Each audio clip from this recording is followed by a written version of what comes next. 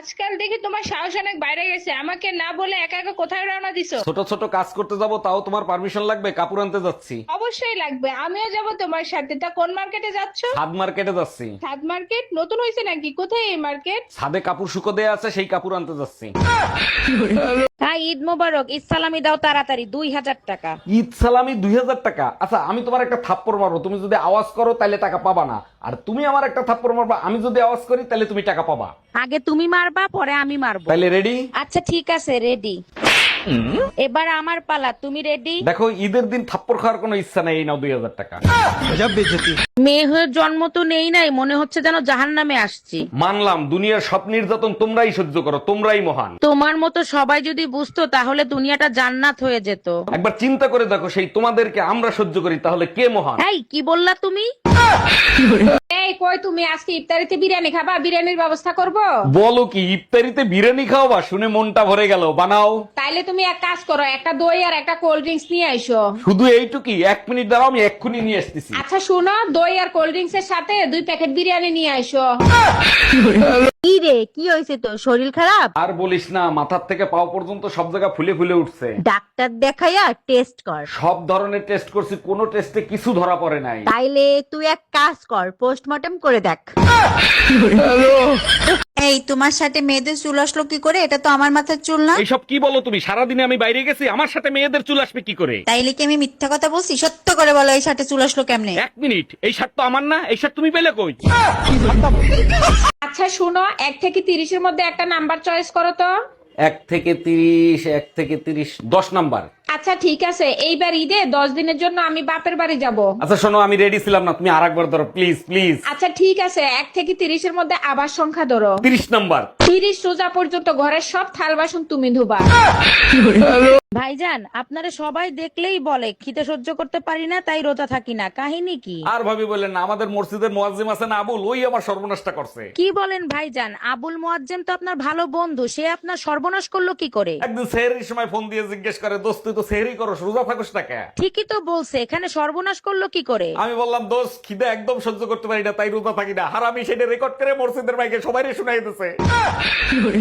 আজ পাশা খেলবো রে শাম। দেখো, রমজান মাসে উল্টাপাল্টা গান গাওয়া বন্ধ করো। দেখো, হুজুররাই তো বলছে ইফতারের পরে স্বামী স্ত্রী সবকিছু করতে পারবে। করোনা নামাজ রোজা তার মুখে ধর্মের বাণী। ইফতারির পরে কিন্তু আমার ভিতর ফেরেস্তা থাকে না, কথাটা মনে রাখো। তোমার মতো বাপজানি কোনো ছেলে না পায়, আমার সোনার টুকরো ছেলেটারে তুমি ঘর থেকে বের করে দিছো। ঘর থেকে বের করে দিছি যাতে নিজের পায়ে দাঁড়াতে পারে, তার জন্য। হ্যালো আব্বা, ওই ছোট ঘরে আর তোমাদের থাকতে হবে না। আমি জানতাম তুই একদিন নিজের পায়ে দাঁড়াবি। জুয়া খেলে ওই ঘরে আইসা গেছি আব্বা। ভাই, শুনলাম সেহেরিও করেন, ইফতারিও করেন, রোজা রাখেন না কেন আপনি? ভাবি, রোজা তো আমি মন থেকেই থাকতে চাই, কিন্তু কি করব বলেন, শয়তান এসে আমার ঘাড়ে ভর করে। ভাই, শয়তানের বদনাম করেন না, রমজান মাসে শয়তান থাকে না। ভাই, মসজিদে আজকে ইফতারিতে বিরিয়ানি দেবে। তুই তাড়াতাড়ি যা, যাইয়া আমার লগে জায়গা রাখিস, আমি আইতে আছি। আপনিও তাড়াতাড়ি যান, যায় শয়তানের পেট ভরান।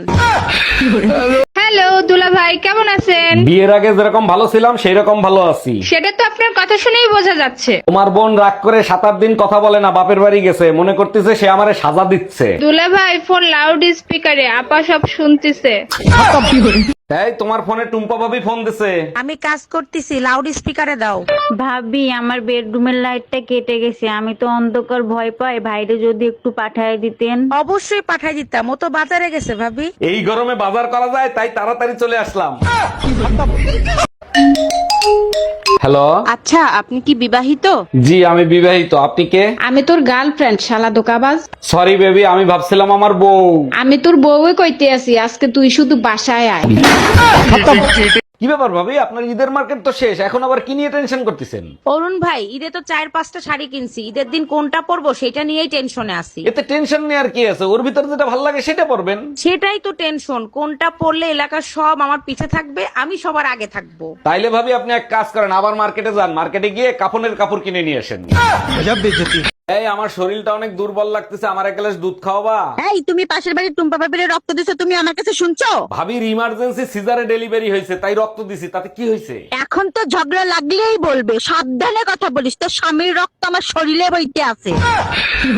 কিরে বাপের রাজকুমারী, লেখাপড়া তো শেষ করলি, এবার বিয়ে করে ফেল। ছোটবেলা থেকে বাবা মায়ের ঝগড়া দেখতে দেখতে বিয়ের উপর থেকে আমার মন উঠে গেছে। ও আচ্ছা, তা ভবিষ্যতে কি করবি, কোনো সিদ্ধান্ত নিছিস? চাকরি করব, আমি নিজেও বিয়ে করব না, আমার ছেলে মেয়েদেরকেও বিয়ে করতে দিব না।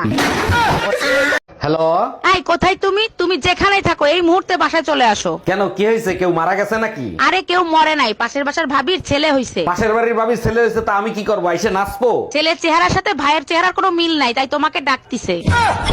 হ্যাঁ, আমি বাপের বাড়ি যাব, টাকা দাও। আমার টাকায় কামড়ায় না, বাপের বাড়ি যাওয়া লাগবে না, ঘরে থাকো। তাহলে এক কাজ করো, 2 কেজি ঘি, 5 কেজি চিনি, 10 কেজি দুধ, 10 কেজি গোশ, 5টা ইলিশ মাছ নিয়ে আসো। এইগুলো দিয়ে কি আমার 40 করবা নাকি? আমাকে তোর বাপের বাড়ি যেতে দিবা না, তাই বাপের বাড়ির সবাইকে এখানে আসতে বলছি। এই তুমি আমার এই নতুন শার্ট ধুইছো কোন সাবান দিয়ে? শার্ট ছোট হয়ে গেল কেন? এরিয়ালের কাছ থেকে সাবান কিনছি, 5 খান সাবান 10 টাকা, সেই সাবান দিয়া। এখন এই শার্ট কি তোর বাইরে পরাবো না তোর বাপেরে পরাবো? কাউরে পড়াতে হবে না, তুমি এক কাজ করো, ওই সাবান দিয়ে গোসল করে আসো, তাহলেই ফিটিং হয়ে যাবে। অরুণ ভাই, ভাবি বললো সারাদিন নাকি আপনার ফোনে রং নাম্বার দিয়ে ফোন আসে। আপনার ভাবিরে বললেন না, টুম্পা ভাবির নাম্বার রং নাম্বার দিয়ে সেভ করছি। খুব ভালো করছেন। আর ভাবি যদি ফোন রিসিভ করে তখন কি করবেন? এই তোমার ফোনে রং নাম্বার দিয়ে ফোন আসছে। আমি ব্যস্ত আছি, তুমি ফোন রিসিভ করো। কি বার রিসিভ করব, যখনই রিসিভ করি তখনই বলে বাংলায় শুনতে চাইলে এক চাপুন। এই তোমার মনে আছে আমার একটা কুত্তা ছিল, সেই কুত্তাটা পাওয়ার আশায় তুমি আমারে বিয়ে পর্যন্ত করছিলা? হ্যাঁ মনে আছে তো, কি হয়েছে? তুমি তো কুত্তা পাওয়ার জন্যই আমারে বিয়ে করছিলে, এখন তো কুত্তা মারা গেছে, এখন কি তুমি থাকবা না চলে যাবা? তোমাকে ছাইরে কেমনে যাব বলো, তুমি তো আমাদের মরহম কুত্তার শেষ নিশানি। অরুণ ভাই, আপনার চাচাতো ভাই নাকি ভার্সিটিতে পড়ে, তা তার মুখ এত খারাপ কেন? বলেন কি ভাবি, ও তো খুবই ভদ্র একটা ছেলে, কি করছে বলেন তো? আমি জিজ্ঞাসা করছি কোথায় যাচ্ছ, ও বলছে বালছিড়িতে যাচ্ছি। আরে ভাবি, ও তো একটু তোতলা, ওটা বাল সিরিতে হবে না, ওটা ভার্সিটিতে হবে।